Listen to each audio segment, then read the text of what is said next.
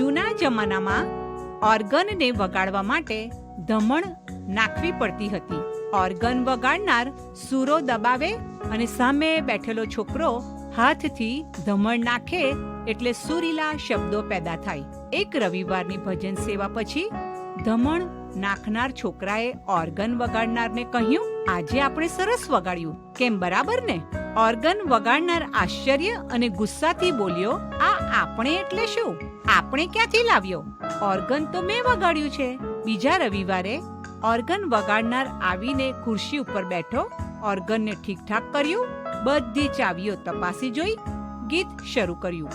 બધા સૂરો દબાવી જોયા, પણ ઓર્ગનમાંથી કશો જ અવાજ નીકળ્યો નહીં.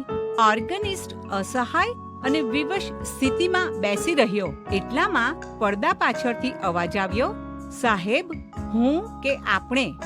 આ અવાજ તો ધમણ નાખનાર છોકરાનો હતો.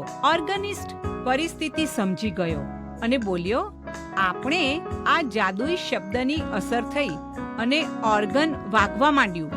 મધુર સૂરો રેલાયા. આપણે એ જાદુઈ શબ્દ છે. એમાં જાદુ છે, શક્તિ છે.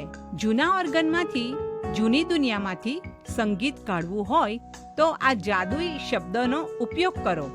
આપણે, હું કરું છું, હું કરું, એ અજ્ઞાનતા છોડીને આપણેની સામૂહિક જવાબદારી ઉપાડીએ તો ઘણા કામો સફળ થશે. ઘણા બધાનો સહકાર મળી શકશે. પવિત્ર શાસ્ત્ર બાઇબલમાં યોહાન 15 અને 5 લખવામાં આવ્યું છે કે, કેમ કે મારાથી નિરાળા રહીને તમે કંઈ કરી શકતા નથી.